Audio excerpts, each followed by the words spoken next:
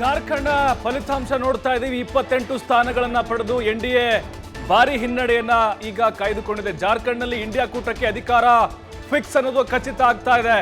Magic number 41 ದಾಟಿ ಈಗ ನಾಗಾಲೋಟದಲ್ಲಿ ಮುಂದುವರಿತಾ ಇದೆ ಇಂಡಿಯಾ ಕೂಟ.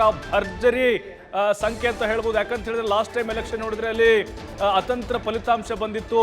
ಬಟ್ ಈ ಬಾರಿ ಸ್ವಲ್ಪ ವಾತಾವರಣ ಅಲ್ಲಿ ಜಾರ್ಖಂಡ್ನಲ್ಲಿ ಡಿಫ್ರೆಂಟ್ ಆಗಿದೆ. ಯಾಕಂದ್ರೆ ಹೇಮಂತ್ ಸೋರೆನ್ ಅವರು ಏನು ಜೈಲಿಗೆ ಹೋಗ್ತಾರೆ, ಇಡಿ ಅವ್ರನ್ನ ಬಂಧಿಸುತ್ತೆ, ಕೇಂದ್ರ ಸರ್ಕಾರದ ಮೇಲೆ ಆರೋಪಗಳನ್ನ ಹೊರಿಸ್ತಾ ಹೋಗ್ತಾರೆ. JMM ಆಗಿರ್ಬೋದು, ಕಾಂಗ್ರೆಸ್ ಆಗಿರ್ಬೋದು, ಈ ರೀತಿಯಾಗಿ ಕೆಲವೊಂದಿಷ್ಟು ಮೈತ್ರಿ ಮಾಡಿಕೊಂಡಿರುವಂತಹ ಪಕ್ಷಗಳು ನೇರವಾಗಿ ಬಿಜೆಪಿ ಮೇಲೆ ಆರೋಪವನ್ನು ಮಾಡ್ತವೆ. ಈ CBI ಆಗಿರ್ಬೋದು, ಇಡಿ ಆಗಿರ್ಬೋದು, ಮತ್ತೆ ಈಗ ಕೆಲವೊಂದಿಷ್ಟು ಸಂಸ್ಥೆಗಳನ್ನ ಬಳಕೆ ಮಾಡಿಕೊಂಡು ಪ್ರತಿಪಕ್ಷಗಳನ್ನ ಹತ್ತಿಕ್ಕುವಂತಹ ಕೆಲಸವನ್ನ ಈ ಬಿಜೆಪಿ ಮಾಡ್ತಾ ಇದೆ ಅನ್ನುವಂತಹ ಅಸ್ತ್ರವನ್ನ ಬಳಕೆ ಮಾಡಿಕೊಂಡು ಜಾರ್ಖಂಡ್ನಲ್ಲಿ ವಿಧಾನಸಭಾ ಚುನಾವಣೆಯಲ್ಲಿ ಭರ್ಜರಿ ಪ್ರಚಾರ ಕಾರ್ಯವನ್ನ ಕೈಗೊಳ್ತಾರೆ. ಇದೆಲ್ಲವೂ ಕೂಡ ಅಲ್ಲಿ JMM ಮತ್ತು ಕಾಂಗ್ರೆಸ್ಗೆ ಪ್ಲಸ್ ಆಗಿರುವಂತಹ ಸಾಧ್ಯತೆಗಳು ದಟ್ಟವಾಗಿದ್ದಾವೆ. ಆರಂಭದಲ್ಲಿ ನಾವು ನೋಡ್ತಾ ಇದ್ವಿ ಸಮಬಲದ ಹೋರಾಟ ಆಯಿತು. ಯಾಕಂತ ಹೇಳಿದ್ರೆ 30-30 ಮತ್ತೆ ಅದರ್ಸ್ 1 ಅಥವಾ 2 ಸ್ಥಾನಗಳಲ್ಲಿ ಮುನ್ನಡೆಯನ್ನ ಕಾಯ್ದುಕೊಂಡಿದ್ರು. ಬಟ್ ಈಗ ಬಹಳ ಕ್ಲಿಯರ್ ಆಗಿ ಗೊತ್ತಾಗ್ತಾ ಇದೆ 50 ಸ್ಥಾನಗಳನ್ನ ಈಗ JMM ಪ್ಲಸ್ ಅಂದ್ರೆ ಅಲ್ಲಿ ಇಂಡಿಯಾ ಒಕ್ಕೂಟ ತೆಗೆದುಕೊಂಡಿದೆ ಅಂತ ಹೇಳಿ. ಬಟ್ ಇಲ್ಲಿ ಬಿಜೆಪಿ ಬಹಳ ಆಶಾ ಭಾವನೆಯಲ್ಲಿತ್ತು. ಅದರಲ್ಲೂ ಬುಡಕಟ್ಟು ಜನಸಂಖ್ಯೆ ಜಾಸ್ತಿ ಇರುವಂತಹ ಪ್ರದೇಶ ಆಗಿರೋದ್ರಿಂದಾಗಿ 24% ಅವರೇ ನಿರ್ಣಾಯಕ ಪಾತ್ರವನ್ನು ವಹಿಸ್ತಾರೆ. ಆದರೆ ಯಾಕೋ ಬಿಜೆಪಿ ಜಾರ್ಖಂಡ್ ಅನ್ನ ಅಷ್ಟೊಂದು ಗಂಭೀರವಾಗಿ ತೆಗೆದುಕೊಂಡಿಲ್ಲ ಅಂತ ಹೇಳಿ. ಯಾಕಂದ್ರೆ ನರೇಂದ್ರ ಮೋದಿ ಆಗಿರ್ಬೋದು, ಜೊತೆಗೆ ಅಲ್ಲಿ ಅಮಿತ್ ಶಾ ಆಗಿರ್ಬೋದು, ಮತ್ತೆ ನಡ್ಡಾ ಆಗಿರ್ಬೋದು, ಪ್ರಚಾರ ಕಾರ್ಯವನ್ನ ಮಾಡೋದ್ರಲ್ಲಿ ಸ್ವಲ್ಪ ಅಲ್ಲೆಲ್ಲೋ ಹಿಂದೇಟ್ ಹಾಕಿದ್ರು. ಮಹಾರಾಷ್ಟ್ರದ ಕಡೆ ಹೆಚ್ಚಿನ ಗಮನವನ್ನು ಕೊಟ್ಟರು ಅಂತ ಅನಿಸ್ತಾ ಇದೆ. ಅದರ ಜೊತೆಗೆ ಇಲ್ಲಿ JMM ಸ್ಥಳೀಯ ಪಕ್ಷ ಆಗಿರೋದ್ರಿಂದಾಗಿ ಅದರ ಜೊತೆಗೆ ಸಿಂಪತಿ ಕ್ರಿಯೇಟ್ ಆಯಿತು. ಏನು ಹೇಮಂತ್ ಸೋರೆನ್ ಅವರು ಇಡಿ ಅಧಿಕಾರಿಗಳು ಮತ್ತೆ ಬಂಧಿಸಿದ್ದು, ಅವರು ಜೈಲಿಗೆ ಕಳಿಸಿದ್ದು, ಇದೆಲ್ಲ ಒಂದು ಕಡೆ ಸಿಂಪತಿ ಕ್ರಿಯೇಟ್ ಆಯಿತು. ಮತ್ತು ಚಂಪೈ ಸೋರೆನ್ ಅರ್ಧಕ್ಕೆ ಅವರು ಪಕ್ಷಾಂತರ ಆದರು ಬಿಜೆಪಿ ಕಡೆಗೆ. ಇವೆಲ್ಲವೂ ಕೂಡ JMM ಅತಿ ಹೆಚ್ಚಿನ ಸ್ಥಾನಗಳಲ್ಲಿ ಗೆಲುವನ್ನು ಸಾಧಿಸಲಿಕ್ಕೆ ಕಾರಣ ಆಯಿತು ಅನ್ನೋದು ಕೂಡ ಬಹಳ ಸ್ಪಷ್ಟವಾಗಿ ಗೊತ್ತಾಗ್ತಾ ಇದೆ. ಯಾಕಂತ ಹೇಳಿದ್ರೆ ನೋಡಿ, ಜಾರ್ಖಂಡ್ ವಿಧಾನಸಭಾ ಚುನಾವಣೆಯ ಹಿನ್ನೆಲೆಗಳನ್ನ ನಾವು ನೋಡ್ತಾ ಹೋದ್ರೆ ಯಾವ ಪಕ್ಷಕ್ಕೂ ಕೂಡ ಇಲ್ಲಿವರೆಗೂ ಸಿಂಗಲ್ ಮೆಜಾರಿಟಿಯಲ್ಲಿ ಬಂದಿಲ್ಲ. ಇದು 5ನೇ ಚುನಾವಣೆ ನಡೀತಾ ಇದೆ. 2000ರಲ್ಲಿ ಅದು ಬಿಹಾರ ರಾಜ್ಯದಿಂದ ಜಾರ್ಖಂಡ್ ಬೇರ್ಪಡೆ ಆಯಿತು. ಅದಾದ್ಮೇಲೆ 2005ರಲ್ಲೂ ಕೂಡ ಅಷ್ಟೇ, 2009ರಲ್ಲಿ, 14ರಲ್ಲಿ ಮತ್ತೆ 19ರಲ್ಲಿ ಈ 4 ಚುನಾವಣೆಗಳನ್ನ ಏನ್ ಕಂಡಿದೆ. ಲಾಸ್ಟ್ ಟೈಮ್ ರಿಸಲ್ಟ್ ಅನ್ನ ನಾವು ಗಮನಿಸೋದಾದ್ರೆ ಅಲ್ಲಿ JMM 30 ಸ್ಥಾನ ಗೆದ್ದಿತ್ತು, ಬಿಜೆಪಿ 25 ಗೆದ್ದಿತ್ತು, ಕಾಂಗ್ರೆಸ್ 16 ಗೆದ್ದಿತ್ತು. ಅದರ ಜೊತೆಗೆ ಇನ್ನುಳಿದಂತೆ ಸಣ್ಣ ಪುಟ್ಟ ಪಕ್ಷಗಳು 1, 2, 3 ಈ ರೀತಿ ಸ್ಥಾನಗಳನ್ನ ಗೆದ್ದಿದ್ವು. ಆದ್ರೆ ಈ ಬಾರಿ ನಾವು ನೋಡ್ತಾ ಇದ್ದೀವಿ ಕಾಂಗ್ರೆಸ್ ಕೂಡ ಅಲ್ಲಿ ಉತ್ತಮ ಫಸಲನ್ನ ತೆಗೆದಿದೆ ಅನ್ನೋದು ಸ್ಪಷ್ಟ ಆಗ್ತಾ ಇದೆ.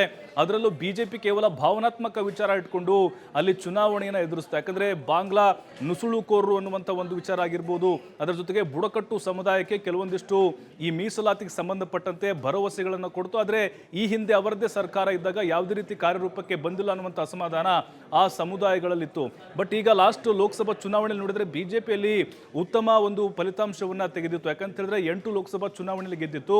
ಆದರೆ ಈ ಬಾರಿ ವಿಧಾನಸಭಾ ಚುನಾವಣೆಯಲ್ಲಿ ಬಿಜೆಪಿಗೆ ಮತದಾರ ಯಾಕೋ ಅಷ್ಟೊಂದು ಅವ್ರ ಕಡೆಗೆ ವಾಲಿಲ್ಲ ಅನ್ನೋದು ಕೂಡ ಗೊತ್ತಾಗ್ತಾ ಇದೆ. ಹಾಗಾಗಿನೇ ಈ ಒಂದು ಜಾರ್ಖಂಡ್ನ ವಿಧಾನಸಭಾ ಚುನಾವಣೆ ಏನಿದೆ ಸ್ಪಷ್ಟವಾದಂತಹ ಒಂದು ಸಂದೇಶವನ್ನು ರವಾನಿಸ್ತಾ ಇದೆ. ಅಂದರೆ ರಾಷ್ಟ್ರೀಯ ಪಕ್ಷಗಳು ಜಾರ್ಖಂಡ್ನಲ್ಲಿ ಭದ್ರವಾಗಿ ನೆಲೆ ಊರೋಕೆ ಅವಕಾಶಗಳು ಬಹಳ ಕಡಿಮೆ ಇದೆ ಅನ್ನೋದು. ಮತ್ತು ಜಾರ್ಖಂಡ್ ಮುಕ್ತಿ ಮೋರ್ಚಾ ಅನ್ನುವಂತಹ ಪ್ರಾದೇಶಿಕ ಪಕ್ಷ ಪ್ರತಿ ಬಾರಿ ಕೂಡ ಅದು ಪಾರುಪತ್ಯವನ್ನು ಸಾಧಿಸ್ತಾ ಹೋಗ್ತಾ ಇದೆ. ಮತ್ತೊಮ್ಮೆ ಈಗ ಹೇಮಂತ್ ಸೋರೆನ್ ಅವರು ಮುಖ್ಯಮಂತ್ರಿಯಾಗಿ ಅಧಿಕಾರ ಸ್ವೀಕರಿಸುವುದು ಖಚಿತ ಆಗಿದೆ. ಯಾಕಂತ ಹೇಳಿದ್ರೆ ಅದರಲ್ಲೂ ಕೆಲವೊಂದಿಷ್ಟು ಈ ಚಂಪೈ ಸೋರೆನ್ ಯಾವಾಗ JMMಗೆ ಕೈಕೊಟ್ಟು ಹೋಗ್ತಾರೋ, ಆಪರೇಷನ್ ಕಮಲಕ್ಕೆ ಅವರು ಬಲಿಯಾಗ್ತಾರೋ, ಆ ಸಂದರ್ಭದಲ್ಲಿ ಅವ್ರಿಗೆ JMM ಅಲ್ಲಿ ಒಡೆದು ಹೋಳಾಯಿತು ಅನ್ನುವಂಥದ್ದು ಕೂಡ ಚರ್ಚೆ ಆಗ್ತಾ ಇತ್ತು. ಅದೆಲ್ಲವೂ ಕೂಡ ತಲೆ ಕೆಳಗಾಗಿದೆ. ಮತ್ತು ಕೆಲವೊಂದಿಷ್ಟು ಮತದಾನೋತ್ತರ ಸಮೀಕ್ಷೆಗಳು ಕೂಡ ಇಲ್ಲಿ NDA ಭರ್ಜರಿ ಜಯವನ್ನು ಗಳಿಸುತ್ತೆ ಅನ್ನುವಂಥ ಅಂಕಿ ಸಂಖ್ಯೆಗಳನ್ನು ಕೊಟ್ಟಿದ್ದು. ಬಹುತೇಕವಾಗಿ ಒಂದು 7ರಿಂದ 8 ಸಂಸ್ಥೆಗಳು ಭವಿಷ್ಯವನ್ನು ನುಡಿದಿದ್ವು ಇಲ್ಲಿ NDA ಗೆಲ್ಲುತ್ತೆ ಅಂತ ಹೇಳಿ. ಬಟ್ ಅದೆಲ್ಲವೂ ಕೂಡ ಉಲ್ಟಾಗಿದೆ. ಜಾರ್ಖಂಡ್ನಲ್ಲಿ ಏನು ಈಗ ಕೆಲವೊಂದಿಷ್ಟು JMM ಪಕ್ಷ ಕೂಡ ಮಹಿಳೆಯರಿಗೆ ವಿಶೇಷವಾಗಿ 2,000 ರೂಪಾಯಿ ಹಣವನ್ನು ಕೊಡುವಂಥ ಒಂದು ಯೋಜನೆಯನ್ನು ಕೂಡ ಘೋಷಣೆ ಮಾಡಿತ್ತು. ಅದರ ಜೊತೆಗೆ ಬುಡಕಟ್ಟು ಸಮುದಾಯಗಳ ನಿರಂತರವಾಗಿ ಅವ್ರಿಗೂ ಕೂಡ ಸಾಕಷ್ಟು ಯೋಜನೆಗಳನ್ನು ಘೋಷಣೆ ಮಾಡಿತ್ತು. ಅದರ ಜೊತೆಗೆ ಅಲ್ಲಿ ಕೆಲವೊಂದಿಷ್ಟು ಗುಡ್ಡಗಾಡು ಪ್ರದೇಶಗಳಲ್ಲಿರುವಂತಹ ಜನರನ್ನು ಕೂಡ ಅವರಿಗೆ ಶಿಕ್ಷಣ ಆಗಿರ್ಬೋದು, ಸಾಮಾಜಿಕ ಭದ್ರತೆ ಆಗಿರ್ಬೋದು, ಕೆಲವೊಂದಿಷ್ಟು ಪ್ರಣಾಳಿಕೆಯಲ್ಲಿ ಘೋಷಣೆ ಮಾಡಿದ್ರಿಂದಾಗಿ ಅವರೆಲ್ಲರೂ ಕೂಡ ಈ ಬಾರಿ JMM ಹಾಗೆ ಕಾಂಗ್ರೆಸ್ನ ಕೈ ಹಿಡಿದಿದ್ದಾರೆ ಅನ್ನೋದು ಬಹಳ ಸ್ಪಷ್ಟ. ಇನ್ನೇನು 1 ಅಥವಾ 1.5 ಗಂಟೆ ಒಳಗಡೆ ಕಂಪ್ಲೀಟ್ ಆದಂತಹ ಚಿತ್ರ ನಮ್ಗೆ ಸಿಗುತ್ತೆ. ಬಟ್ ಬಹುತೇಕವಾಗಿ ಮತ್ತೊಮ್ಮೆ ಈಗ JMM ಮತ್ತು ಕಾಂಗ್ರೆಸ್ ಮೈತ್ರಿಯಾಗಿ ಅಧಿಕಾರ ನಡೆಸೋದು ಫಿಕ್ಸ್ ಆಗಿದೆ. Ramakant, thank you Prabhu. ಕ್ವಿಕ್ಕಾಗಿ ಕರ್ನಾಟಕ ಅಪ್ಡೇಟ್ಸ್ ನೋಡ್ಕೊಂಡು ಬಂದ್ಬಿಡೋಣ ನಾವು. ಸಂಡೂರು 83,000 ಓಟು, ಅನ್ನಪೂರ್ಣ ಅವ್ರು ತಗೊಂಡ್ರೆ 74,000 ಓಟಲ್ಲಿ ಹನುಮಂತು ಇದ್ದಾರೆ ಸಂಡೂರಲ್ಲಿ.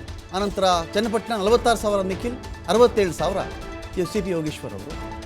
ಶಿಗ್ಗಾವಿ 65,000 ಬೊಮ್ಮಾಯಿ, 75,000ದಲ್ಲಿ ಯಾಸಿರ್ ಖಾನ್ ಪಠಾಣ್. ಕ್ವಿಕ್ಕಾಗಿ ಸರ್ ಇದ್ರ ಬಗ್ಗೆ ಒಂದು ಅನಲೈಸಿಸ್ ಈ ರಿಸಲ್ಟ್ಸ್ ಈ ಟ್ರೆಂಡಿಗೆ.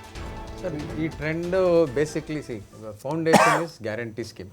ಓಕೆ. ಒಂದು ಸೆಕೆಂಡು ಏನಾಗುತ್ತೆ ಅಂದರೆ ಲೋಕಲ್ ಕ್ಯಾಂಡಿಡೇಟ್ಸು ಇನ್ಫ್ಲೂಯೆನ್ಸು ಅದರ ಪರಿಣಾಮ ಇದ್ರ ಮೇಲೆ ಬಿದ್ದಿದೆ, ಇಲ್ಲ ಅಂತಲ್ಲ.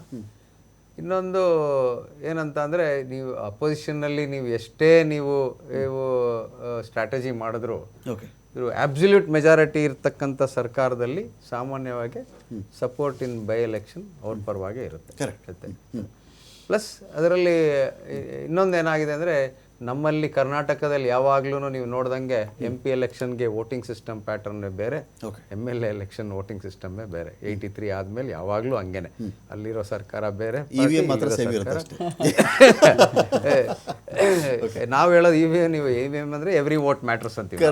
ಓಕೆ, ಅದೇ ಇಲ್ಲೂ ಆಗ್ತಾ ಇರೋದು, ಎವ್ರಿ ವೋಟ್ ಇಸ್ ಮ್ಯಾಟರ್. ನೀವು ಎಷ್ಟೇ ಪರ್ಸೆಂಟೇಜ್ ಆಫ್ ವೋಟ್ಸ್, ನಿಮ್ಮ ನಂಬರ್ ಆಫ್ ವೋಟ್ಸ್ ಪೋಲಿಂಗು ಹೆಂಗು ಸೋತಿರೋ ಕ್ಯಾಂಡಿಡೇಟ್ ಪರವಾಗಿ ಕೆಲಸತೆ ಇರುತ್ತೆ, ವ್ಯತ್ಯಾಸ ಇರುತ್ತೆ. But winning candidate is a winning candidate even if you win by 1 vote. But guarantee scheme has encashed ಇಲ್ಲಿ ಅವರಿಗೆ major booster is guarantee scheme. Opposition needs to strengthen themselves. Opposition is not up to the mark as far as the ಈ ಥರ local by ಎಲೆಕ್ಷನಲ್ಲಿ ಅವರು ಆಸಕ್ತಿನೂ general ಎಲೆಕ್ಷನಲ್ಲಿ ಇರತಕ್ಕಂಥ ಆಸಕ್ತಿ by ಎಲೆಕ್ಷನಲ್ಲಿ ಇರೋದಿಲ್ಲ. Plus ನೀವು ಎಲ್ಲ ಲೀಡರ್ಸೂ ಬರ್ತೀರಾ, ಯಾರ ಮಾತು ಕೇಳೋದು? Correct. Badruddin, confusion is more than convincing. Badruddin, by election Channapatna particular ಆಗಿ ಮಾತಾಡಿದ್ರೆ ಏನೇನು ಫ್ಯಾಕ್ಟರ್ಗಳು ಅಂತ ಹೇಳಿ. ಒಕ್ಕಲಿಗರ ಕೋಟೆನೆ, ಕುಮಾರಸ್ವಾಮಿ ಅವರು ನಿಕಟಪೂರ್ವವಾಗಿ ಶಾಸಕರಾಗಿದ್ದಂಥವ್ರು, ಮಂಡ್ಯಗೆ ಶಿಫ್ಟ್ ಆದರು. ಇದೇ ಯೋಗೇಶ್ವರ್ ಅವ್ರನ್ನ ಇದೇ ಕುಮಾರಸ್ವಾಮಿ ಅವರು ಸೋಲಿಸಿದ್ರು. ಅವ್ರ ಮಗ ಯಥಾವತ್ತಾಗಿ, ಅದಕ್ಕೆ ಒಂಥರ ಯಾರೇನೇ ಹೇಳಿ ವಂಶ ರಾಜಕಾರಣ, ಕುಟುಂಬ ರಾಜಕಾರಣ, ನನ್ನ ರಿಸಲ್ಟ್ ಇನ್ನೂ ಬಂದಿಲ್ಲ, ಇನ್ನು ಜನರಲ್ ಮಾತಾಡ್ತಾ ಇದ್ದೀನಿ. ಈಗ ಏನೇ ಮಾತಾಡಿದ್ರು ಅವ್ರ ಮಗನ ನಿಲ್ಲಿಸ್ಬಿಟ್ರು, ಇವ್ರ ಮಗನ ನಿಲ್ಲಿಸ್ಬಿಟ್ರು. ವಂಶ ಪಾರಂಪರ್ಯ ಅಂದರೆ ರಾಜಪ್ರಭುತ್ವ ಅಲ್ಲ, ಜನ ಓಟ್ ಹಾಕಿದ್ರೇ ಯಾರಾದರೂ ಗೆಲ್ಲೋದು. ರಾಹುಲ್ ಗಾಂಧಿ ಆದರೂ ಅದೇ ನಿಜಾನೇ, ಪ್ರಿಯಾಂಕಾ ಆದರೂ ಅದೇ ನಿಜ, ಭರತ್ ಬೊಮ್ಮಾಯಿ ಆದರೂ ಅದೇ ನಿಜಾನೇ, ನಿಖಿಲ್ ಆದರೂ ಅದೇ ನಿಜಾನೇ. ಯಡಿಯೂರಪ್ಪ ಅವ್ರ ಮಗ ವಿಜೇಂದ್ರ ಅವರಾದರೂ ಕೂಡ ಜನ ಓಟಾಗಿ ಗೆಲ್ಲಬೇಕೆ ಹೊರತು ಬಾಪಾ ಸಿಂಹಾಸನ ಕಿರೀಟ ರೆಡಿ ಮಾಡಿ ಇಟ್ಬಿಟ್ಟಿದ್ದೀನಿ, ಬಂದ ತಕ್ಷಣ ನಾನು ಇಳಿತಾ ಇದ್ದೀನಿ ಹತ್ತು ಬಿಡು ಅಂತ ಹತ್ಸಕ್ಕಾಗಲ್ಲ. ಸ್ವಲ್ಪ ದಿನ ಒಪ್ಕೊಂಡು ಬರ್ತಾ ಅದನ್ನು ಒಪ್ಪಲ್ಲ ನೋಡಿ. ಅಲ್ಲಿ ಸಿಂಪತಿ ಯಾರು ಸೋತ್ರು ಅವರು 3ನೇ ಬಾರಿ ಆದಂಗೆ, ಸಿಂಪತಿ ಯಾರು ಗೆದ್ರು ಅವ್ರಿಗೆ ಸಿಂಪತಿ ಇದ್ದಂಗೆ ಅಂತ. ಅಂದ್ರೆ ಇಬ್ರು ಕೂಡ 2 ಸಲ ಸೋತವ್ರು ಅಂತ. ಅದ್ರ ನಿಜವಾಗ್ಲೂ ಸಿಂಪತಿ ಇದ್ದಿದ್ದು ಕ್ಷೇತ್ರ ಜನಕ್ಕೆ ಯೋಗೇಶ್ವರ್ ಮೇಲೆ 2 ಸಲ ನಾವು ಸೋಲ್ಸಿದ್ವಪ್ಪ ಅಂತ. ನೀವು ಕುಮಾರಸ್ವಾಮಿ ಅವರು ಅಲ್ಲದೆ ಇದ್ದಿದ್ರೆ ಯೋಗೇಶ್ವರ್ಗೆ ಅವತ್ತಿಗೂ ಗೆಲ್ಲೋ ಚಾನ್ಸ್ ಅದ್ರಲ್ಲಿ ಯಾವುದೇ ಅನುಮಾನ ಇಲ್ಲ. ಆದ್ರೆ ಇನ್ನೂ ಒಂದು ಪ್ರಮುಖವಾದ ಕುಮಾರಸ್ವಾಮಿ ಅವ್ರದ್ದಾದ್ರೂ ರಾಮನಗರನೂ ಬೇಕು, ಚನ್ನಪಟ್ಟಣನೂ ಬೇಕು, ಮಂಡ್ಯನೂ ಬೇಕು, ಹಾಸನನೂ ಬೇಕು.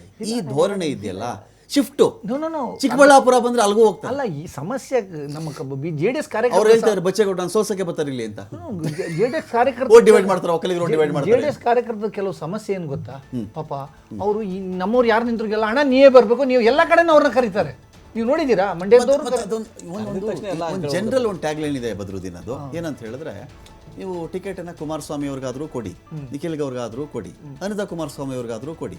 ಯಾರಿಗೆ ಕೊಟ್ಟರು ಒಂದು ಜನರಲ್ ರಾಷ್ಟ್ರದಲ್ಲಿ ಕಾರ್ಯಕರ್ತರು ಒತ್ತಾಯ ಮಾಡ್ತಾ ಇದ್ದಾರೆ. ಕಾರ್ಯಕರ್ತರು ಯಾವತ್ತು ಕಾರ್ಯಕರ್ತನೊಬ್ಬನ ಕೊಡಿ ಅಂತ ಒತ್ತಾಯನೇ ಮಾಡ್ಲಿಲ್ವಾ ಯಾವತ್ತು ಅಂತ ನಮ್ಮ ಪಾಯಿಂಟ್. ಅದು ಸುಳ್ಳು, ನಾನು ಒಪ್ಪೋದೇ. ಕಾರ್ಯಕರ್ತರು ಒತ್ತಾಯ ಮಾಡ್ತಾ ಇದ್ದಾರೆ, ಎಲ್ಲರೂ ಕೇಳಿದ್ರು ನಿಖಿಲೇ ನಿಲ್ಬೇಕು ಅಂದ್ರು, ಕುಮಾರಸ್ವಾಮಿ ನಿಲ್ಬೇಕು ಅಂತಾನೆ ಮಂಡ್ಯದಲ್ಲಿ ಒತ್ತಾಯ ಮಾಡಿದ್ರು. ಕುಮಾರಸ್ವಾಮಿ ಅವರನ್ನ ನಿಲ್ಲಿಸುವ ವಿಚಾರ ಮೊದಲೇ ನಿರ್ಧಾರ ಮಾಡ್ದಂಗೆ ಇದೆ ಕುಮಾರಸ್ವಾಮಿ. ಇಲ್ಲ ಅಂದಿದ್ದಿದ್ರೆ ಯೋಗೇಶ್ವರ್ಗೆ ಬಿಟ್ಕೊಡ್ತಾ ಇದ್ರೆ ಏನು, ಅದು ಪೂರ್ವ ನಿಯೋಜಿತ. ಅದರಲ್ಲಿ ಅದು ಕೊನೆ MP ರಾಜೀನಾಮೆ ಕೊಟ್ಬಿಟ್ಟು ಮತ್ತೆ ಚನ್ನಪಟ್ಟಣ ನಿಲ್ಲೋದು ಬಿಟ್ಬಿಟ್ರೆ ಕುಮಾರಸ್ವಾಮಿ ಆಪ್ಷನ್ ಇರ್ಲಿಲ್ವಾ ಅಂತ. ಏನಾಗಿದೆ, ಜನಕ್ಕೆ ಸಿಂಪತಿಯಲ್ಲಿ ಯೋಗೇಶ್ವರ್ಗೆ, ಯಾಕಂದ್ರೆ ನಾವು ಕೆಲಸ ಮಾಡಿದಂತ ಯೋಗೇಶ್ವರ್ಗೆ ನಾವು ಓಟ್ ಕೊಟ್ಟಿಲ್ಲ ಅನ್ನೋದು. 2 ಬಾರಿ ಕುಮಾರಸ್ವಾಮಿ ಗೆದ್ದಿದ್ದು ಯಾಕಂದ್ರೆ ಮುಖ್ಯಮಂತ್ರಿ ಆಗ್ಬಹುದು, ಒಬ್ಬ ರಾಜ್ಯದ ಮಟ್ಟದ ನಾಯಕ ಅನ್ನೋ ಕಾರಣಕ್ಕಾಗಿ. ಅವರು ನಿರೀಕ್ಷಿತ ಮಟ್ಟದಲ್ಲಿ ಗೆದ್ದ ಮೇಲೆ ಅವರು ಅಲ್ಲಿ ಜನರ ಜೊತೆಲಿ ಇರಲಿಲ್ಲ. ಈಗ ಚುನಾವಣೆ ಆದಾಗ್ಲೇ ಮತ್ತೆ MP ಆದ ಅಂತ ಪರಿಸ್ಥಿತಿ ಬಂದಾಗ್ಲೇ ಅವ್ರು ಮತ್ತೆ ಚನ್ನಪಟ್ಟಣ ಕಡೆ ಕಾರ್ಯಕರ್ತರು, ಹಾರ್ಡ್ಕೋರ್ ಕಾರ್ಯಕರ್ತರು ಚನ್ನಪಟ್ಟಣದಲ್ಲಿ JDS ಇದ್ದಾರೆ. ಆದ್ರೆ ಮತದಾರರ ಒಲವು ಇದೆಯಲ್ಲ, ಸಹಾನುಭೂತಿಯನ್ನು ಹೆಚ್ಚು. ಜೊತೆಗೆ ಇನ್ನೊಂದು ಕ್ವಶನ್ ಕೇಳಿಬಿಡ್ತೀನಿ ಬದ್ರುದ್ದೀನ್, ಏನಂತ ಹೇಳಿದ್ರೆ, ಈಗ ಬೊಮ್ಮಾಯಿಯವ್ರ ಮಗ ಅಲ್ಲಿ ನಿಲ್ತಾರೆ, ಕುಮಾರಸ್ವಾಮಿ ಅವ್ರ ಮಗ ಇಲ್ಲಿ ನಿಂತ್ಕೊಳ್ತಾರೆ. ಇದೆಲ್ಲ ಮಾತುಗಳ ನಡುವೆ ಕಾರ್ಯಕರ್ತರೊಬ್ಬರಿಗೆ ಟಿಕೆಟ್ ಕೊಡ್ಲಿಲ್ಲ ಅಂತ ಕಾರ್ಯಕರ್ತರಿಗೂ ಬೇಸರ ಇರುತ್ತೆ. ಕಾರ್ಯಕರ್ತರ ವಲಯ ಜನ ಅಂತ ಬಂದಾಗ ಇದೇನು ಇವರೇನಾ, ಇನ್ಯಾರು ಇಲ್ವಾ, ಈ ಆಂಗಲ್ ಥಿಂಕ್ ಮಾಡ್ತಾರ. ಇದ್ರ ಜೊತೆಗೆ ಹೇಳ್ತಾರೆ ಕುಮಾರಸ್ವಾಮಿ ಅವ್ರು ಏನ್ಬಿಟ್ರಿ ದುಡ್ಡಿದೆ, ಬಸವರಾಜ ಬೊಮ್ಮಾಯಿಗೆ ಏನ್ಬಿಟ್ರಿ ದುಡ್ಡಿದೆ, ಗೆಲ್ಸ್ಕೋತಾರೆ. ಇದ್ರಲ್ಲಿ ಯಾವ್ದು ನಿಜ ಇದರಲ್ಲಿ? ಸಾಮಾನ್ಯ ಕಾರ್ಯಕರ್ತರ ಚುನಾವಣೆಗೆ ನಿಂತು ಪದೇ ಪದೇ ಸೋತ್ರೆ ಅವನ ಮೇಲೆ ಸಹಾನುಭೂತಿ ಇರುತ್ತೆ, ಸಿಂಪತಿ ಇರುತ್ತೆ. ಆದ್ರೆ ಯಾವುದೇ ಒಬ್ಬ ರಾಜ್ಯಕ್ಕೆ ಹಿನ್ನೆಲೆ ಇರುವಂತ ಅವನು 10 ಸಲ ನಿಂತರು ಸೋತ್ರು. ಈಗ ನೋಡಿ ಉದಾಹರಣೆಗೆ ನಿಖಿಲ್ ಕುಮಾರಸ್ವಾಮಿ ಸೋತ್ರೆ ಅವ್ನ ರಾಜ್ಯಕ್ಕೆ ಮುಗೀತು ಅಂತಾರೆ. ಸುಳ್ಳು. ನಾನು ಒಪ್ಪಲ್ಲ. ಇಲ್ಲ, ಅವರಿಗೆ ರಾಜಕೀಯವಾಗಿ ಅಸ್ತಿತ್ವ ಇದೆ, ರಾಮನಗರ ನಿಲ್ಬಹುದು ಅಥವಾ ಮಾಸ್ ಆಗಿ ಮಾಡಬಹುದು. ಆದ್ರೆ ಒಬ್ಬ ಸಾಮಾನ್ಯ ಕಾರ್ಯಕರ್ತ, ಒಬ್ಬ ಸಾಮಾನ್ಯ ಕಾರ್ಯಕರ್ತ, ಒಬ್ಬ ಅಭ್ಯರ್ಥಿ ಸೋತ್ರೆ ಅವನ ಮೇಲೆ ಸಿಂಪತಿ ಇರುತ್ತೆ. ಅದ್ ನಾನು ನೋಡಿದೀನಿ. ಅದು ಸಹಜವಾದ ಸಿಂಪತಿ. ಅವ್ನ ಮನೆ ಮಠ ಕಳ್ಕೊಂಡ ಕಣೆ ಹಾಗೆ ಅಂತ ಆ ಸಿಂಪತಿ ಇಲ್ಲಿ ಇಲ್ಲ, ಅದು ಬರೆದಿಟ್ಕೊಳ್ಳಿ. ಆದರೆ ಅದೇ ರಾಮನಗರದಲ್ಲಿ ಮತ್ತೆ ಇಲ್ಲಿ ನಿಲ್ಲದೆ ಮತ್ತೆ ನಿಂತ್ರೆ ಆಡಳಿತ ವಿರೋಧ ಅಲೆ ಅಥವಾ ಅಲ್ಲಿ ಶಾಸಕರ ಸರಿ ಸ್ಪಂದಿಸದಿರೋದು ಅಥವಾ ಕಳೆದ ಬಾರಿ ನಾವು ನಿಖಿಲ್ನ ಗೆಲ್ಲಿಸಬೇಕಾಗಿತ್ತಪ್ಪ ಅಂತ ಇದ್ದು ಅವರೆಲ್ಲ ಕೈ ಹಿಡಿದ್ರೆ ಮುಂದಿನ ಸಲ ಗೆಲ್ಲುವ ಅವಕಾಶ ಇದೆ. ಅಂದ್ರೆ ಚನ್ನಪಟ್ಟಣ ಕೇವಲ ನಿಖಿಲ್ ಒಂದು ಪ್ರಯೋಗ ಆಯ್ತು ಅಷ್ಟೇ. ಅದು ಯಾಕೆಂದ್ರೆ ಯೋಗೇಶ್ವರ್ ಅವ್ರನ್ನ ಪ್ರವೇಶ ಆಗದಿರುವಂತೆ ತಡೆಯುವ ಒಂದು ಪ್ರಯೋಗ. ಪರ್ಯಾಯ ಇಲ್ಲ. ಯೋಗೇಶ್ವರ್ ಅವ್ರನ್ನ ಕೊಡದಿದ್ರೆ ಅದಕ್ಕಿಂತ ಪ್ರಭಾವಿಯನ್ನು ಕೊಡ್ಬೇಕಲ್ಲ. ಒಬ್ಬ ಸಾಮಾನ್ಯ ಕಾರ್ಯಕರ್ತನಿಗೆ ಕೊಡುವಂತ ಗುರಿ ಇದ್ದಿದ್ರೆ ಅದನ್ನ ಮೊದಲೇ ಮನವರಿಕೆ ಮಾಡಿ ಯೋಗೇಶ್ವರ್ಗೆ ಹೇಳ್ಬೋದಾಗಿತ್ತು. ಅಂತ ಒಂದು ಪ್ರಯತ್ನ ಮಾಡಿಲ್ಲ. ರಿಸ್ಕ್ ತಗೊಂಡ್ರು ಕುಮಾರಸ್ವಾಮಿ ಅಂತ ಅನಿಸ್ತಾ ಇದೆ ನನಗೆ. ಬೇಕಾಗಿರ್ಲಿಲ್ಲ. ಯಾಕಂದ್ರೆ ಒಬ್ಬ ಯಾರಿಗೆ ನಿಖಿಲ್ ಬಗ್ಗೆ ಸಹಾನುಭೂತಿ ಇದೆಯೋ, ಸಿಂಪತಿ ಇದೆಯೋ, ಪಾರ್ಟಿ ಕಡೆಯಿಂದ ನೋಡಿದಾಗ ಆ ಪಾರ್ಟಿ ಕಡೆಯಿಂದ ನಾವು ನೋಡೋಣ. ವಿಚಾರ ಏನೇ ಇರಲಿ,